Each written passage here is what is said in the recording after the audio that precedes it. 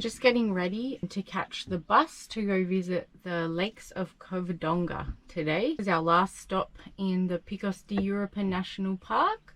It's meant to be a very popular touristy place, I think, because it's so easily accessible to everyone. And when you get the bus to do the lakes hike, I think it's pretty flat and it's just like a 5-kilometer loop. So yeah, it's meant to be a really nice day. We've actually seen the sunrise this morning for the first time pretty much since we've been in the national park for a week. The weather has been pretty unpredictable, and especially in the mornings, a lot of fog.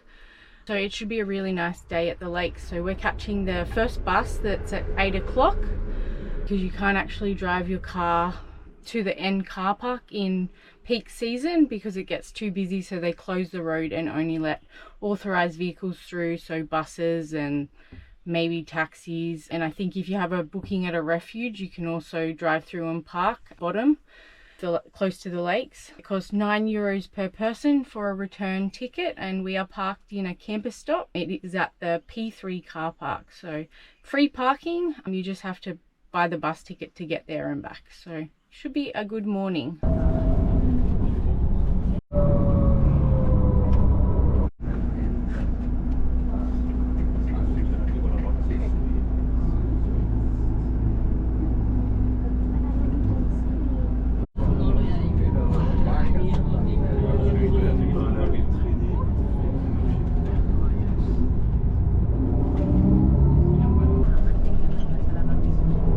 We've arrived at the lake. We're just about to start the 5-kilometer walk. The bus trip took about 45 minutes to get us here, and then the pickup time is 2 hours, just over 2 hours from then. So they reckon that that's the right amount of time to visit the lakes and do the walks.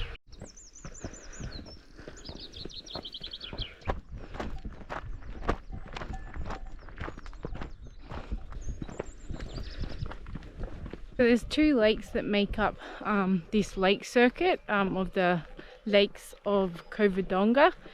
So this is the first one, the smaller one.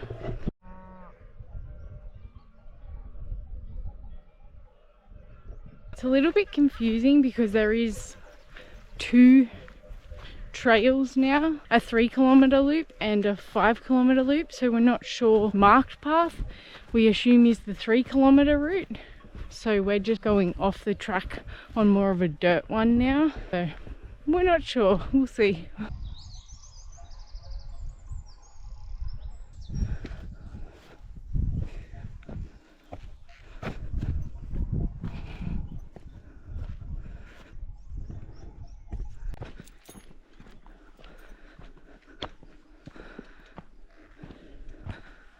Pretty sure we're on the right track, that we wanted to be on the 5-kilometer loop that I thought would be more clear, considering it's a very popular area and very popular loop to do.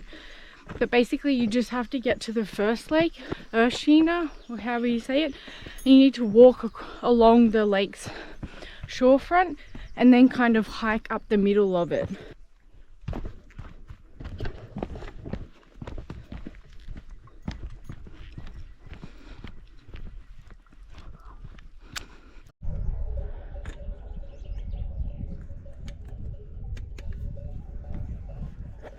So I've made it back to the lake, well, to the second lake now, so we're on the right track. It's just, yeah, it's not that greatly marked, so I think a lot of people probably end up doing the smaller 3-kilometer loop because that one is marked properly and it's got proper stairs and like it, so I think people just naturally would just keep following that.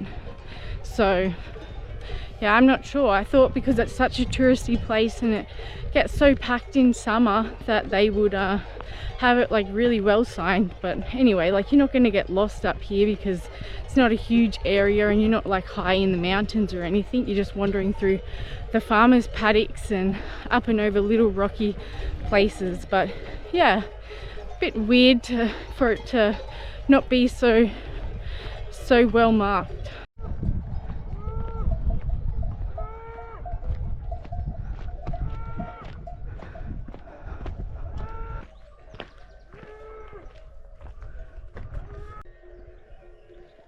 Coming down the path straight at us.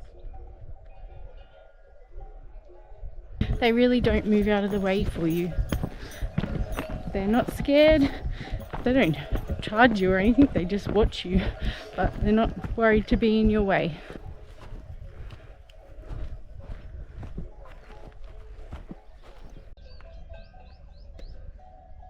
You do have to pre-book your return ticket as well in time, and when you're like at the ticket office, they really push that 2 hours is enough for you to visit the lakes. But if you want to hike to, I don't know, other viewpoints and that after you've done like the circuit as well, 2 hours, it's probably not enough, but also then you have to wait another 2 hours for the next bus. So I think they just want to get people in and out as quick as possible.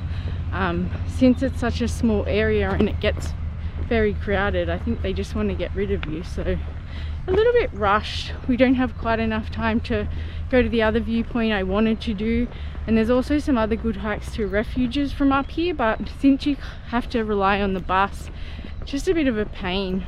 So yeah, we're not doing any more hiking in this area. Very nice, but because it's so easily accessible to everyone and such an easy walk, just so busy and chaotic. Even now it's starting to get pretty busy, and yeah, so definitely worth coming to see it if you're in the area, especially if you're not really into hiking. You can still view some like mountain lakes and go for a nice walk around without having to hike up the high altitude, because the bus will bring you up here. But if you are someone that hikes a lot by yourself, you've probably seen really nice mountain lakes like this like heaps of times before, like us. So definitely very nice, but potentially a little bit overrated as well.